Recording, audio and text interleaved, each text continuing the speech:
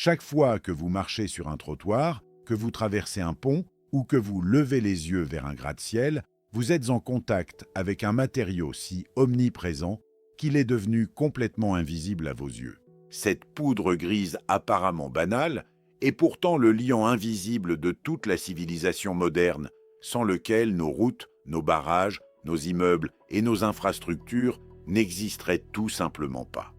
Le ciment est fondamentalement un agent liant qui durcit au contact de l'eau grâce à une réaction chimique appelée hydratation, formant des structures cristallines qui emprisonnent le sable, le gravier et les autres matériaux.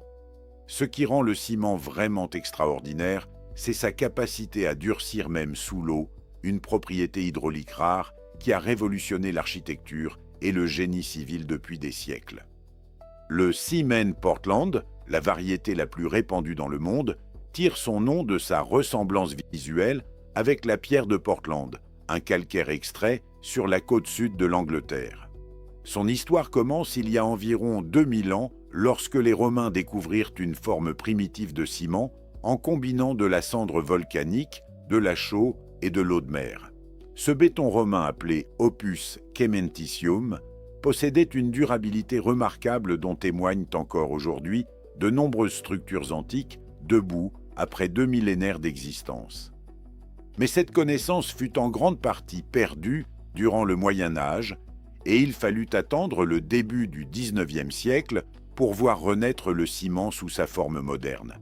C'est un maçon anglais nommé Joseph Aspdin qui déposa en 1824 le brevet d'un procédé pour créer du ciment hydraulique en chauffant ensemble du calcaire et de l'argile. Son innovation transforma radicalement la construction en offrant aux bâtisseurs un matériau fiable, résistant et polyvalent qui pouvait être produit industriellement à grande échelle et à coût maîtrisé. La fabrication du ciment repose sur des matières premières soigneusement sélectionnées, en premier lieu le calcaire qui doit contenir entre 75 et 80% de carbonate de calcium. L'argile vient compléter la teneur en calcium du calcaire pour obtenir la composition chimique précise nécessaire à un ciment de qualité. Du gypse est ajouté en fin de processus pour réguler le temps de prise et empêcher le ciment de durcir trop rapidement dès qu'il entre en contact avec l'eau lors du chantier. Certains fabricants incorporent également des sous-produits industriels comme les cendres volantées des centrales à charbon pour créer des ciments composites aux propriétés améliorées. Tout commence dans la carrière où le calcaire et l'argile sont réduits en fragments de plus en plus petits par des concasseurs à mâchoire, à impact et à marteau jusqu'à atteindre une taille d'environ 25 mm. Ces matériaux concassés sont ensuite mélangés dans des proportions précises d'environ 80 pour 100 de calcaire pour 20% d'argile selon la composition chimique exacte de chaque source. Ce mélange appelé farine crue doit être parfaitement homogénéisé grâce à des systèmes automatisés sophistiqués qui surveillent et ajustent en continu sa composition chimique en temps réel. La préparation peut suivre deux voies, le procédé sec, où les matériaux sont séchés et broyés en poudre fine, ou le procédé humide, où ils sont mélangés à de l'eau pour former une boue contenant 30 à 40% d'humidité. La plupart des usines modernes utilisent le procédé sec plus économe en énergie, bien que certaines installations maintiennent encore le procédé humide pour des matières premières à teneur élevée en humidité. Le cœur du processus se trouve dans le four rotatif, un cylindre massif qui dépasse souvent 200 mètres de longueur et 6 mètres de diamètre, tournant lentement sur lui-même en permanence. À l'intérieur de ce four, les températures atteignent environ 1450 degrés Celsius, suffisamment pour déclencher une série de transformations chimiques complexes et irréversibles dans la matière. Entre 600 et 900 degrés, les minéraux d'argile se décomposent et le carbonate de calcium commence à libérer du dioxyde de carbone pour se transformer en oxyde de calcium pur. Au-delà de 1250 degrés Celsius, les matériaux fondent partiellement et fusionnent pour former des nodules de la taille d'une bille appelée clinker. Ces nodules de clinker contiennent les silicates et aluminates de calcium qui donneront au ciment final ses précieuses propriétés liantes une fois broyé et mélangé à de l'eau. Dès sa sortie du four, le clinker doit être refroidi rapidement en 20 à 30 minutes pour passer d'environ 1400 degrés à une centaine de degrés grâce à de puissants systèmes de refroidissement à grille.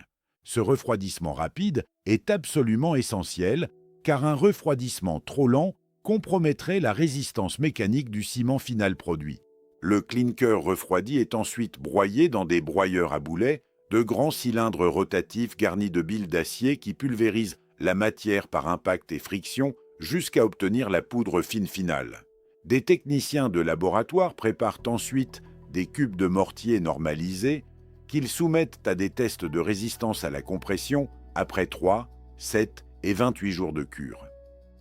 D'autres tests mesurent le temps de prise, la stabilité volumique et la chaleur d'hydratation, et ce n'est qu'après avoir passé toutes ces évaluations que le ciment est approuvé pour la mise en sac et la distribution. Il existe plusieurs types de ciment adaptés à des usages spécifiques, le type 1 pour la construction générale, le type 2 pour une résistance modérée au sulfate, le type 3 pour une résistance élevée précoce. Le type 4, à faible chaleur d'hydratation, est utilisé pour les structures massives comme les barrages où une chaleur excessive pourrait provoquer des fissures dangereuses dans le béton durci. La production mondiale de ciment dépasse 4 milliards de tonnes par an, dont plus de la moitié est produite par la Chine, suivie de l'Inde, du Vietnam et des États-Unis.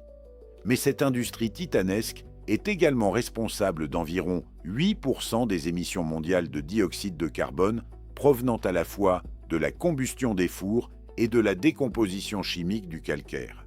Pour réduire cet impact, les fabricants substituent des combustibles alternatifs dérivés de déchets, utilisent des matériaux cimentaires supplémentaires et développent de nouvelles formulations à basse empreinte carbone.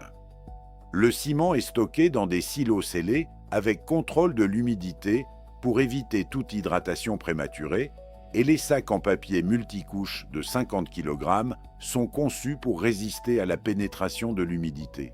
Derrière cette poudre grise se cachent des siècles de perfectionnement technologique, des innovations romaines aux procédés industriels modernes, une quête permanente de résistance, de durabilité et d'efficacité.